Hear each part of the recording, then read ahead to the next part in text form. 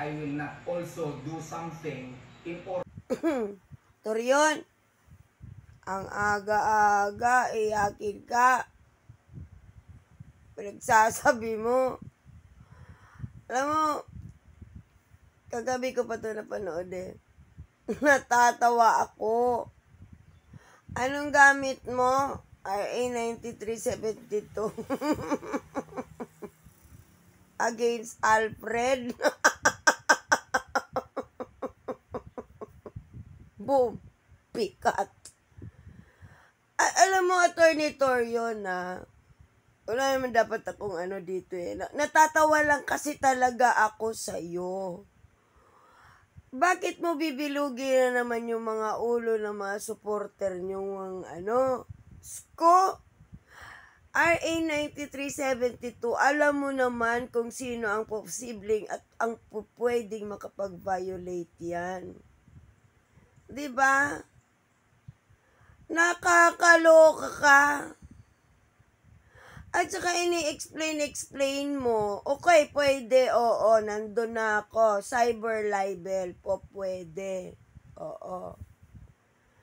Pero bago mo hatakin yung cyber libel, explain mo muna ang full na konteksto ng RA 9372.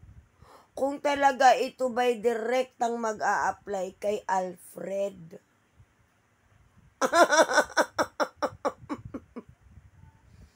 Bakit? Hindi mo pala talaga, Diyos ko, alam mo yung makikinig sa'yo, oo. Gina, grabe na. Sana man lang inayos mo ng explain, oo. Maaari nga namang mangyari na i-request ng mga enforcers sa Court of Appeals para ma-freeze o whatsoever yung pinagkukukuda mo. Yeah, it's true. Oo, maaari yun. Pero dapat in-explain mo that ang kagaya ni Alfred can be held liable under the revised penal code but not directly to that Republic Act. Sus Maria Josep. At saka yung mga sinasabi mo dyan na okay, cyber libel, kung saan na-access, yes. Yan ang jurisdiction ng cyber libel. 'Di ba?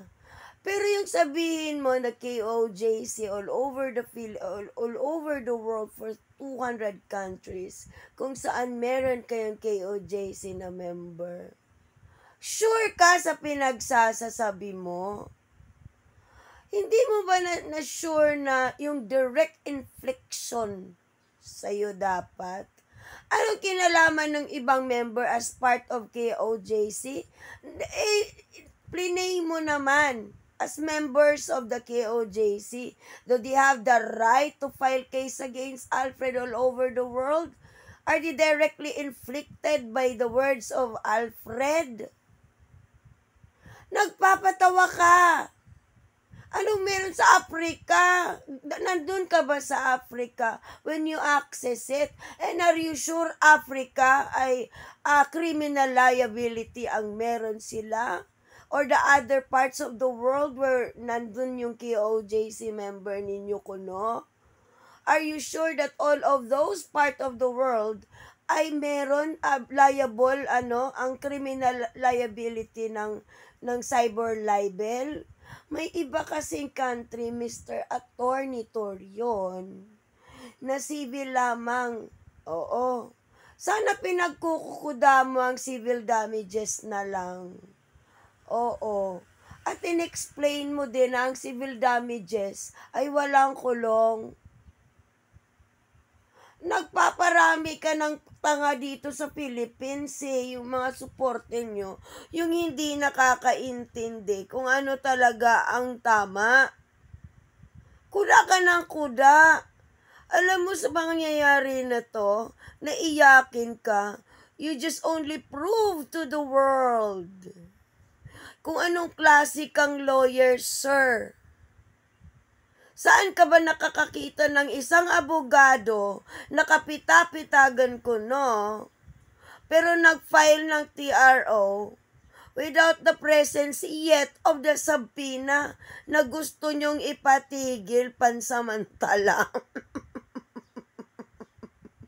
And there you go, DDS supporters, and especially dun sa mga SMNI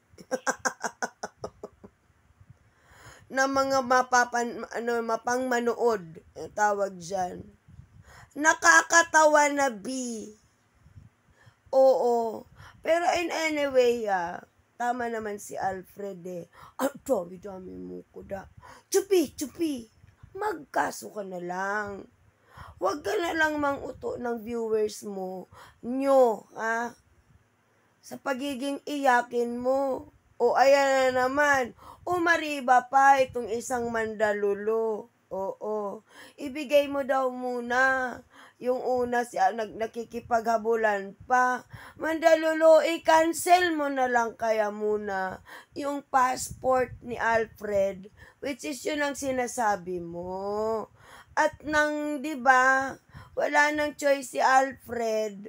Oo. Cancel mo na lang. At nang mas tuwa naman kami. Kakaloka to. Itigil mo na nga yung paghahambog that you know for a fact na hindi nyo naman kayang gawin. Kailan ka pupunta sa embassy Mandalulo ng Canada? Exciting part yun. Sana matupad mo pangarap mo. End of the line. Oo. Nakakatawa kayo. And every end of the day, nagmumukha kayong tanga. Bye.